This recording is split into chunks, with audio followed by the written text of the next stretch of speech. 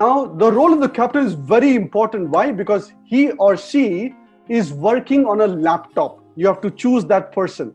Second, he or she has an awesome Wi-Fi connectivity. That's the person you want to choose as a captain.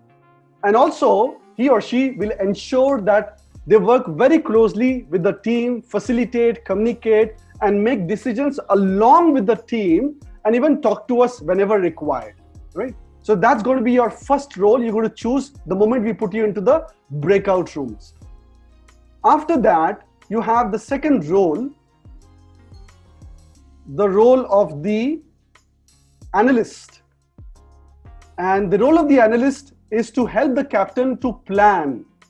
How much resources are you going to buy? How much food and water, how much fuel, and how much anchors do we buy at the base camp?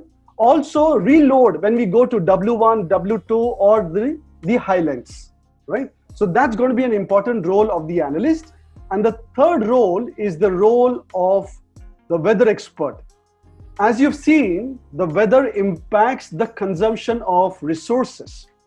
So the weather expert has to see what is the weather and immediately tell the captain, Captain, it's ready weather, it's one food and water and one fuel, right?